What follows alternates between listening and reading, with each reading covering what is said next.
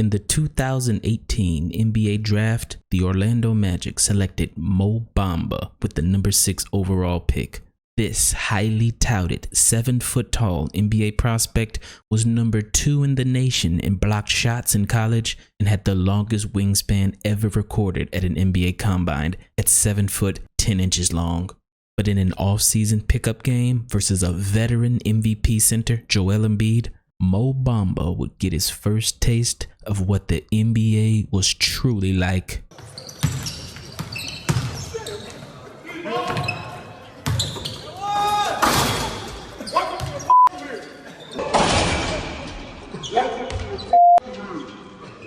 Ouch.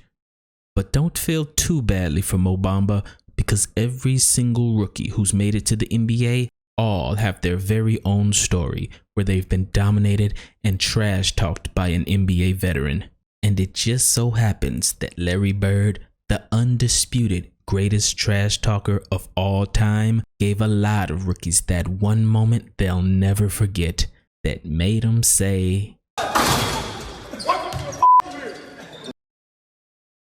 and I remember playing against Larry Bird my second game of my career, and he just worked me over, man. Like, I went out for the jump ball, and I'm scared to death already. And he just stands next to me, and he leans over, and he looks at me. He said, "Do you honestly think you gonna guard me, motherfucker?" Cursed at me. Like, what?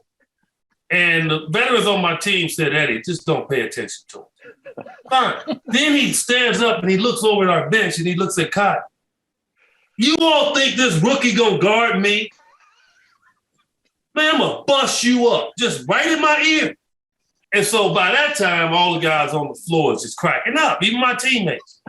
So I'm like, "Would this official please throw this ball up?" So then finally he walks around, stands in front of me. He said, "I'm gonna tell you something right now. I'm gonna wear your ass out." Game starts, and he's just wearing me out, okay? And in the fourth quarter he was in, it was late. Game was kind of close. And he came down, he said, "I bet you can't do this." And he raises up from Steph Curry range, and he shoots an air ball. And I look at him, he like, "That don't matter. It's the fact that I can do it and stay in the game. I bet you can't." I'm like, okay. I mean, Larry Bird basically taught me how to trash talk. If the NBA had a trash talking trophy, it would most certainly be named after Larry Bird, because he could be loud and in your face like he did against Eddie Johnson, or he could be soft spoken and relaxed and tell you exactly what he was gonna do to you, as if it were a matter of fact. That chick's had my name on it for a week now, and I knew I was gonna win this thing. Bird was the only one that really, when we talk about guys talking trash. Yeah. "Hey, Rook, good to see you. Hey, great college career. I'm going to catch the ball. I'm going to pump fake. You're going to reach for it. You're going to get fouled. 2 tweets, you're going to have a seat."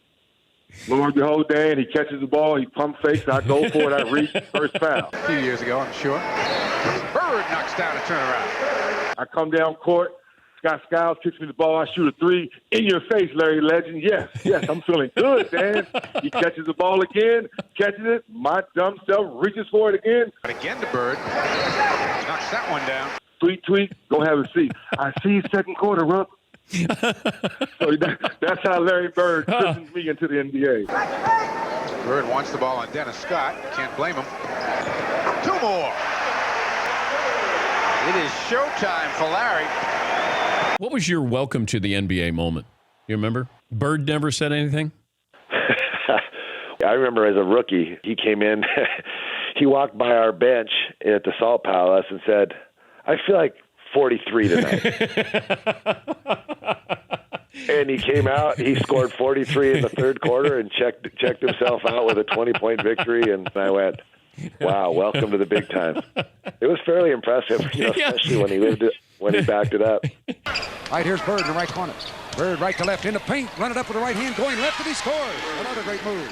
Larry Bird, second bucket. And cross court again to Seasting. Seasting drives the alley to Bird up top. Bird raises, long 20-footer. She's good. Bird, his first 2 of the quarter, and a big hoop. Up top to Bailey. Bird steals. Green's the only man back. Bird goes by him and scores. Larry Bird, he beat you in so many ways. Who is the best crap talker of all time? Larry Bird. You reckon? Larry Bird was the best of all time. He and Michael Jordan.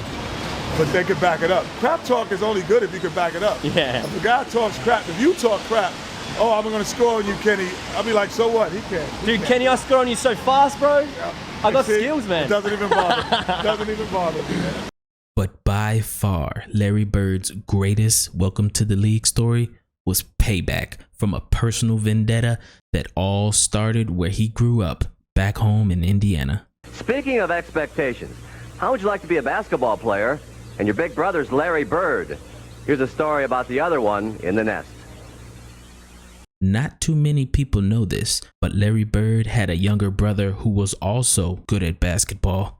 His name was Eddie Bird, and although he was not as good as his big brother, he actually broke Larry's career high school scoring record of 1,125 points by scoring a total of 1,172 points. And just like his big brother, Eddie went on to play college basketball at Indiana State, but not before Larry Bird gave him a little dose of reality. High school ball is like the lowest grade, and if you was a good player then, in high school, it don't necessarily mean you're going to be a great player in college. And I think that with his work ethic, he's got a lot to learn, and he's going to find out the hard way. Eddie Bird played 4 years at Indiana State and finished in the school's top 10 in scoring, top 10 in three-pointers made, and first in free throw percentage, but never made an NBA roster. However, coincidentally enough, Eddie Bird's high school basketball career overlapped with a future NBA All-Star, Shawn Kemp, who also played high school basketball in Indiana. And after breaking both Larry and Eddie Bird's career high school scoring records, Shawn Kemp recalls playing against Eddie Bird and getting the best of him. But unfortunately for Shawn, big brother Larry Bird didn't forget. And when Shawn Kemp became a rookie in the NBA and finally faced Larry Bird for the first time, Larry Bird got his payback and gave Shawn Kemp a welcome to the league moment that he'll never forget. I'm gonna keep this real with y'all, man. My ass got busted real early, man. I came into the league, man, I was 19. Youngest player in the NBA, this 6'10" forward is only 20 years old. You know how some of them vets, man, they play you to the T, man. I got played down in Boston one night. We was playing Boston Celtics. So the great Larry Bird, I didn't really know much about, I'm from Indiana. Larry's from Indiana. I knew about the history of Larry, but I didn't realize how he really got down. Bird, little fake down the lane. Oh, Larry Bird! What a play by Bird! When we got to Boston that morning, I go to the game on the early bus. I get there. They come out on the court. They say, hey, Shawn, you starting tonight against Larry. And I was like, well, damn. I'm all for it, though, So, well, first of all, he asked me at the jump ball. He said, you the cat that broke all my records in high school, right? And I was like, yeah, that's me. He goes, yeah, you're the one that used to dunk my brother too, right? Like, Eddie. And I was like, yeah, that's me. He said, I got something for you tonight. And here is Larry Bird, Indiana State, 6'9", 220. Trying to search out a style of play. Bird will take the first shot. The spot, no call. Larry on a wing. Got it. And Pinckney really helped create. Kevin, the quick double. Finds Dennis Johnson in and out. Bird is there. Well, Bird did a little nudging of his. But my point to you is this. Larry gave me 50 3/4. Oh, my.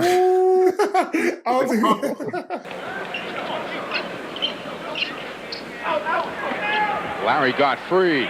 Knocked down 2. 19 first half points for Bird. Bird sneaking up the floor. Squares up. Well, he's got the stroke back today. He sure does. 21 now. 9-point Celtic lead. Bird wants the ball on Ellis. Gets it. Fall away. Got it. 23. Ellis is not going to. And he talked to me the whole entire game. What did he say? So every shot he was calling, At the defensive end, he would tell me, he'd be like, when I get down to the other end, I'm going to pump fake you, get a hand one on you, look at you, go off the glass. That's how cold Larry Bird was. Bird flashing through. Tough shot. Knocks it down.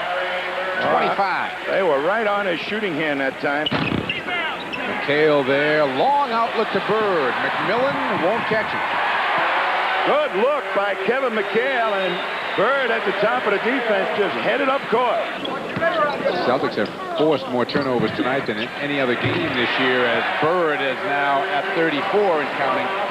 Being from the streets, man, I was to the point of like, look, I'm going to foul him so hard that he's basically going to take his will. He started shooting the ball with his left hand, man. I was trying to foul his right arm. He was shooting with his left hand, banking it off on me, looking at me, still slapping me on my butt and everything, man, telling me everything.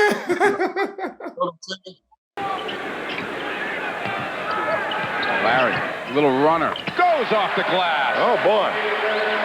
Haven't seen one of those in a while. 38 for Bird. Dear.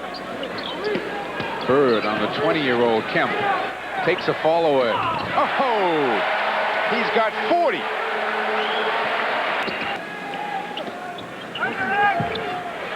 Bird again for 2.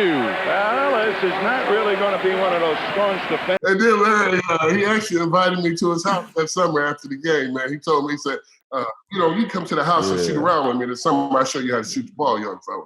Larry Legend. Straight up. Celtics now 3-on-3 the other way. Bird wants it.